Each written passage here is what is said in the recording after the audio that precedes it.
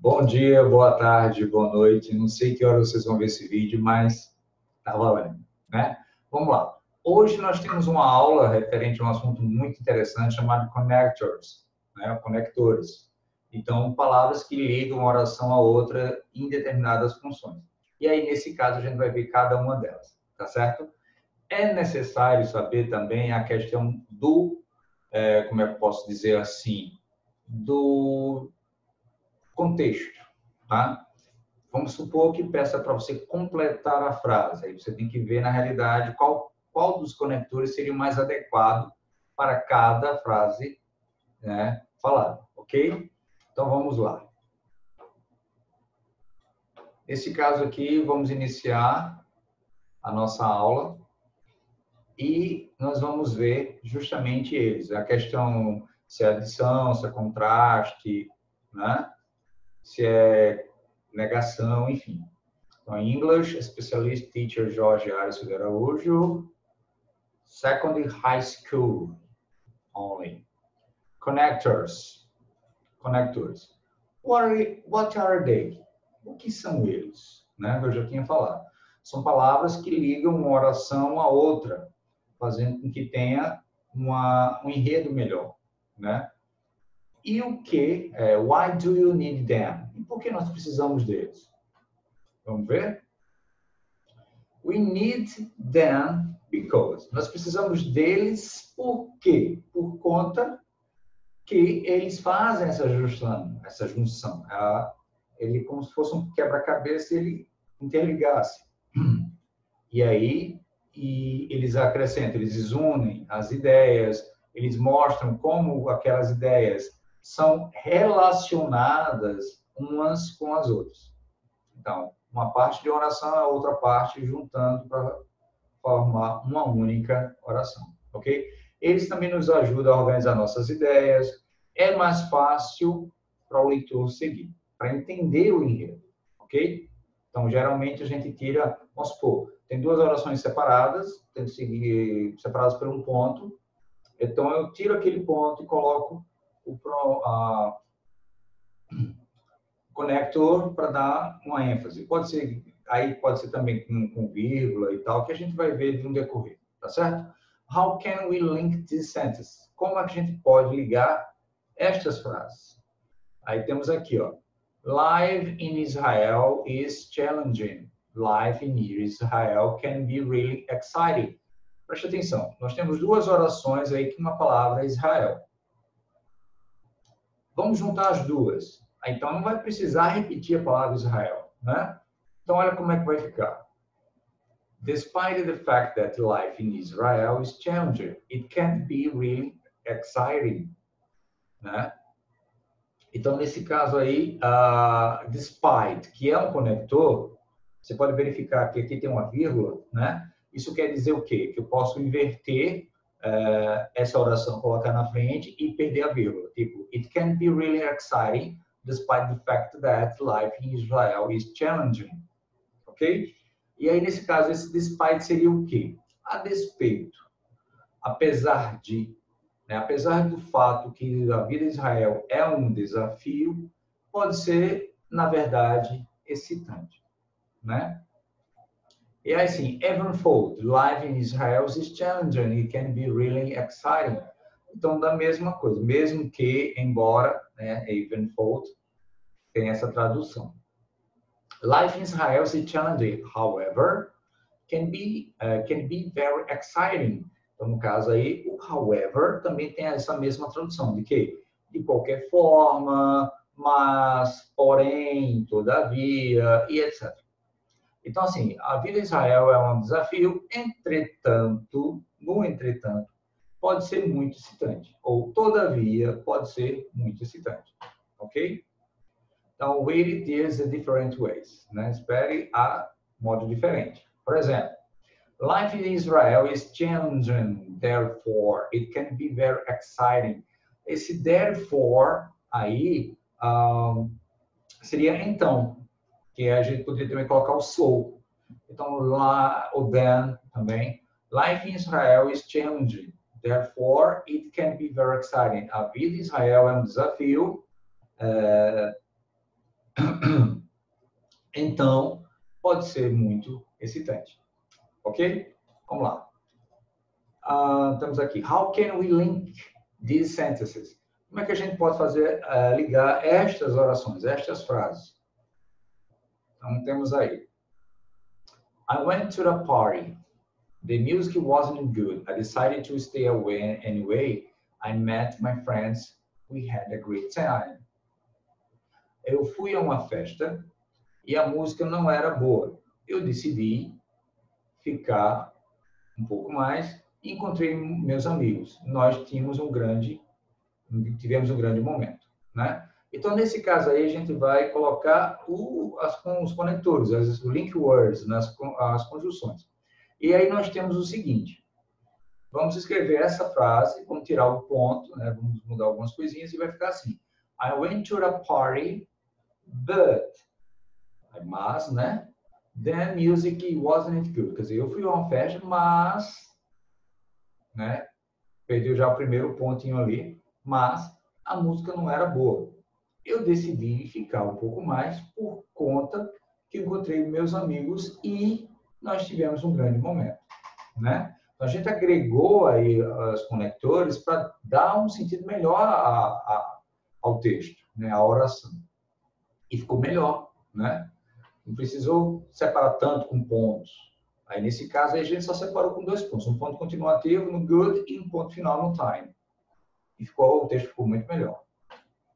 Tem um sentido muito melhor. Então, can you find different ways to link two sentences?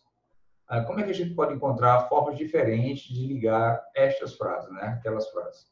Então, assim, this is what we did. I went to a party, but the music wasn't good. I decided to stay anyway because I met my friends and we had a great time. Então, eu fui a uma festa, mas a música não era boa. Eu decidi ficar um pouco mais por conta que eu encontrei meus amigos e nós tivemos um grande momento, né? Isso é o que nós fizemos, ok? Então, a gente usa os conectores para dar uma garibada, vamos dizer assim, uma arrumada no texto para ficar melhor, mais entendível e tudo mais, né? Aí temos aí outra frase. I went to a party. Every fault. The music wasn't good. I decided to stay. Eventually, we had a great time because I met my friends. Agora, a gente mudou a posição e aí colocou outros conectores. Evenfold, que no caso é o mesmo que embora, né? Eu fui para uma festa, embora a música não fosse boa, eu decidi ficar. Eventualmente, nós tivemos um grande momento por conta que eu encontrei meus amigos. Ok? Vamos lá. Conectores de adição. Aí temos aí additionally, for more, in addition to, or in addition to, moreover, similarly, likewise, in the same way, besides, not only, but also. Ok? Então, no caso, o segredo dos conectores, a gente tem que saber a tradução de cada um. Então, adicionalmente, aí temos também a palavra for more, que ela é uma palavra, assim, para o nosso convívio, uma palavra um tanto quanto estranha, mas ela quer dizer fora disso, além disto, além do mais, enfim. In addition, em adição a, né? Em adição, em acréscimo. Moreover, nesse caso, seria demais a mais, além disso, enfim. E assim sucessivamente, similarmente, da mesma forma, que é o likewise, né? Like é como, e wise sábio, da mesma forma, né? In the same way, do mesmo modo, besides no caso aí, como é que eu posso dizer? Seria além, exceto, salvo, né? Enfim, not only, but also, são sinônimos, então nesse caso seria não somente, mas também. Não somente, not only, mas também, but also. Ok? Então, a gente tem que lembrar realmente a tradução de cada conector e saber como colocar ele na frase para que ela tenha sentido de acordo ao contexto. Ok? Então, see if you can add some connectors. Veja se você pode adicionar algum dos conectores, né? Então, learning English is important. It is useful language. It is the international language. You can get a good job. You can travel around the world and can communicate with people all over the world. Então, no caso, vamos lá. Onde nós podemos acrescentar os conectores? Primeiro, a gente verifica o contexto, certo? Segundo, vamos ver o que é que melhor encaixa. Então, a gente vai tirar o ponto e vai colocar um conector que tem um certo sentido, tá bom? Então, vamos lá. Learning English is important and... Aí a gente já tirou o ponto. It is a useful language. Quer dizer, aprender inglês é importante e é uma língua útil. Né? Aí, nesse caso aí, além de, é uma língua internacional. Né? Moreover, you can get a good job. Né? In addition to traveling around the world, you can communicate with people all over the world. Então, no caso aí, moreover, né? Qual seria a tradução do moreover? Moreover, nesse caso, seria demais, né? Além disso. In addition to, em adição, em acréscimo, viaja ao redor do mundo, você pode se comunicar com pessoas em todo o mundo e tal. Enfim. Ok?